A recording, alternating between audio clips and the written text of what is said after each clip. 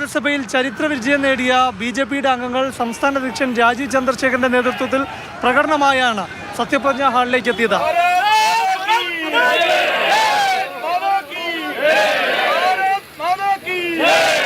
സത്യപ്രതിജ്ഞാ ചടങ്ങ് ആഘോഷമാക്കി മാറ്റി പ്രവർത്തകരും നേതാക്കളും. കൗൺസിൽ ഹാളിൽ ഉയർന്നു കേട്ടതേറെയും ഭാരത് മാതാ കി ജയ് മുദ്രാവാക്യം വിളികളായിരുന്നു.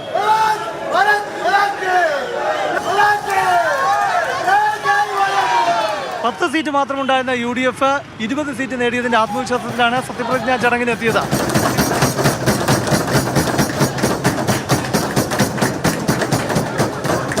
തിരുവനന്തപുരം നഗരസഭാ ഭരണം നേടിയ BJPയേക്കാൾ വോട്ട് നിലയിൽ മുന്നിൽ LDF ആണ്. ആ ആത്മവിശ്വാസത്തിലാണ് 29 സീറ്റുമായി LDF പ്രതിപക്ഷ നിരയിലിരിക്കുന്നത്. ആവേശം ഒട്ടും കുറയ്ക്കുന്നില്ല LDF പ്രവർത്തകരും.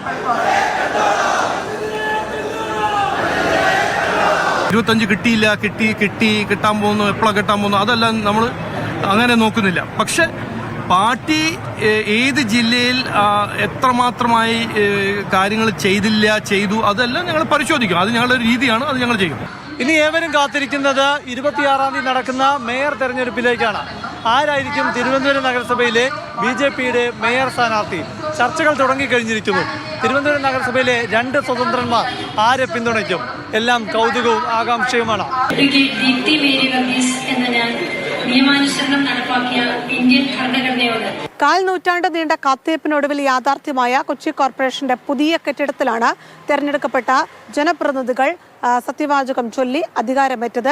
ജില്ലാ കളക്ടറായിരുന്നു സത്യവാചകം ചൊല്ലിക്കൊടുത്തത്. വലിയ അട്ടിമറിയിലൂടെ LDFൽ നിന്ന് UDF വിജയം അധികാരം തിരികെ പിടിച്ച ഒരു തെരഞ്ഞെടുപ്പാണ്. ആരാണ് കൊച്ചിയെ നയിക്കാൻ ഇനി മേയറായി എത്തുക എന്നതാണ് കാത്തിരിക്കുന്നത്. ദീപ്തി മേരി വർഗീസിന്റെയും മിനിമോളുടെയും ഷൈനി മാത്യുവിന്റെയും പേരുകളാണ് ഏറ്റവും ഒടുവിൽ സജീവ ചർച്ചയായി നിൽക്കുന്നത്. സീനിയോറിറ്റി ആണെങ്കിൽ ദീപ്തിക്ക് പരിഗണനയുണ്ടാകും. പക്ഷേ ലത്തീൻ സഭയടക്കം ചില അവകാശവാദങ്ങൾ മുന്നോട്ട് വെക്കുന്നുണ്ട്. അതുകൂടി പരിഗണിക്കേണ്ടി വരുമോ ഈ കാലയളവിൽ എന്നതാണ് ഇനി കൗതുകത്തോടെ കാത്തിരിക്കുന്നത്. ചൊവ്വാഴ്ചയ്ക്കകം തീരുമാനമെടുക്കാനാണ് നേതൃത്വം ധാരണയായിരിക്കുന്നത്. ഒരു ടേം വ്യവസ്ഥ ഒരു പക്ഷേ ഇക്കാര്യത്തിൽ നിലവിൽ വന്നേക്കും. അതോടൊപ്പം തന്നെ ഡെപ്യൂട്ടി മേയർ സ്ഥാനത്തേക്ക് ലീഗ് അവകാശവാദം ഉന്നയിക്കുന്നുണ്ട്. എന്തായാലും ആ ടെസ്റ്റുകൾക്കൊടുവിൽ ആരാകും കൊച്ചി കോർപ്പറേഷനെ നയിക്കാൻ വരിക എന്നുള്ളത് കാത്തിരിക്കുകയാണ്. അതിലൊരു തീരുമാനം ഉടനെ ഉണ്ടാകുമെന്നതാണ് പ്രതീക്ഷിക്കുന്നത്.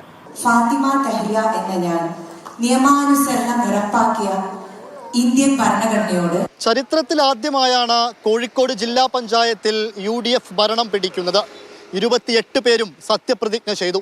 കോർപ്പറേഷനിൽ LDFന്റെ മേയർ സ്ഥാനാർത്ഥിയായിരുന്ന മുസാഫർ അഹമ്മദിനെ തോൽപ്പിച്ച SK അബൂബക്കറും കുറ്റിച്ചിറയിൽ നിന്നുള്ള ഫാത്തിമ തഹ്ലിയയും വേദിയിലെത്തിയപ്പോൾ സദസ്സിൽ UDF പ്രവർത്തകരുടെ ആവേശവും കണ്ടു. കൗൺസിൽ ഇനി LDFന് അത്ര കണ്ട് എളുപ്പമാവില്ല. UDFും NDAയും ശക്തരാണ്. ഇംതിയാസ് കരീം, മാതൃഭൂമി ന്യൂസ്, കോഴിക്കോട്.